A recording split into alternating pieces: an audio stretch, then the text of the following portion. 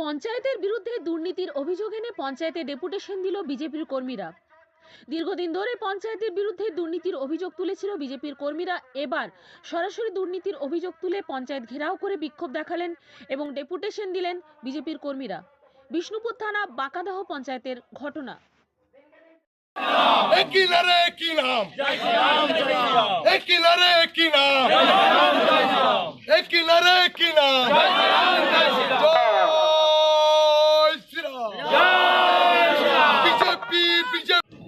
এই বিক্ষোভ কর্মসূচি এই জন্যই,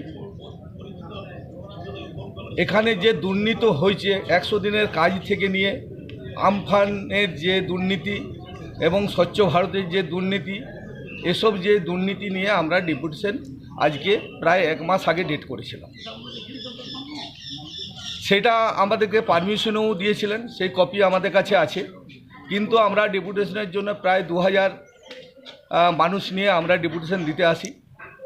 যখন আমরা অফিসে ঢুকি, দেখলাম যে অফিসে কেউ নেই, প্রধান থেকে নিয়ে উপপ্রধান থেকে কেউ নেই, কোনো মানে এখানে যে দায়িত্বশীল মানুষ কেউ নেই। এখানে যে দায়িত্বশীল যারা পঞ্চায়েতে আছেন তারা কেউ ছিল না। তো এই জন্যে আমাদেরকে ঠিকমতো এনারা কিছু বলতে পারছেন না। আমাদের এই বিক্ষোভ আপনারা বাইরেও তো দেখলেন যে কেমন বিক্ষোভ চলছে।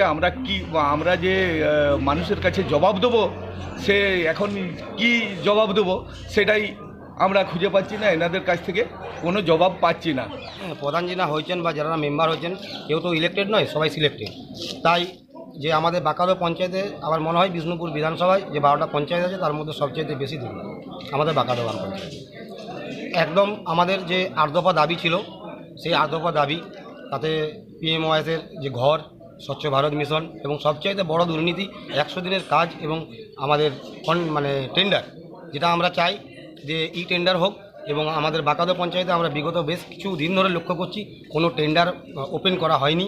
ভিতরে সেই সমস্ত যে কাজ, সেই কাজ কিন্তু ভিতরে কন্ট্রাক্টরকে দিয়ে দেওয়া হয় এবং রাস্তার মান খুব খারাপ, রাস্তার লেন্থ নেই, কোনো জায়গায় ঢালাইয়ের যে থিকনেস, সেই থিকনেস নেই। এই রকম অবস্থাতে আমাদের বাঁকাদহ গ্রাম পঞ্চায়েত চলছে।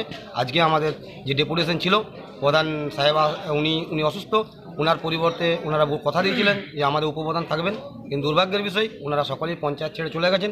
ওনাদের পঞ্চায়েতের কর্মীদেরকে আমাদের সামনে বস করে দিচ্ছেন, ওনারা কোনো উত্তর দিতে পারছেন। যে তৃণমূল সরকারটা এত দুর্নীতি, এ দুর্নীতি ছাড়া আর ওদের কিচ্ছু নেই। আজকে দেখুন আমার বিষ্ণুপুর সাংগঠনিক জেলার বাঁকাদহ যে গ্রাম পঞ্চায়েত আছে না, এই বাঁকাদহ গ্রাম পঞ্চায়েতের গরিব মানুষের যে প্রকল্পের টাকা, সেই টাকায় তৃণমূলের নেতারা এখন চলছে। আজকে দেখুন এখানে যিনি ইঞ্জিনিয়ার আছেন, ওই ইঞ্জিনিয়ার নাকি আমাকে এলাকার মানুষ কমপ্লেন করছে যে উনি নাকি পার্সেন্টেজ নিয়ে কাজ দেয়। আজকে দেখুন প্রধানমন্ত্রীর গ্রাম সড়ক যোজনা ঢালাই রাস্তা, দেখুন ঢালাই তো হয়নি, ওটা 1 ইঞ্চি ঢালাই হয়েছে নাকি সন্দেহ আছে। প্রধানমন্ত্রীর আবাস যোজনাতে এত দুর্নীতি, 4000-5000 টাকা করে সব ঘুষ নিয়েছে। আজকে দেখুন বিধবা ভাতা পাচ্ছে না, বার্ধক্যরা বার্ধক্য ভাতা পাচ্ছে না। এই রকম অবস্থা, তাহলে এলাকার মানুষ তো ক্ষোভে ফুঁসছে। সেই ক্ষোভেরই আজকে বই প্রকাশে বাঁকাদহ গ্রাম পঞ্চায়েতে।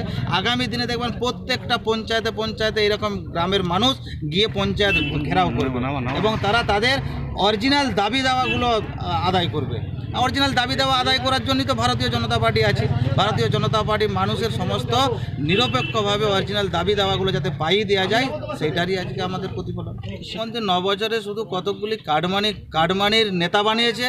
সেই তৃণমূলের নেতাদের দ্বারাই রাতের অন্ধকারে এবং কিছু পুলিশ প্রশাসনের সহযোগিতায় হাজার কোটি টাকা তুলছে। রাতের বেলা অন্ধকারে মুখ্যমন্ত্রীর বাড়িতে গিয়ে পৌঁছে দিচ্ছে।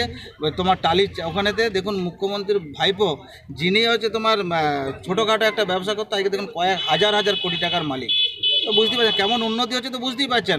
যে তৃণমূলের নেতারা সাইকেলে প্রথমে পার্টি করতে যেত, আজকে দেখুন তারা লাখ কোটি টাকার মালিক। তাহলে কীভাবে উন্নয়ন হচ্ছে তো আপনারাই তো বুঝতে পারছেন।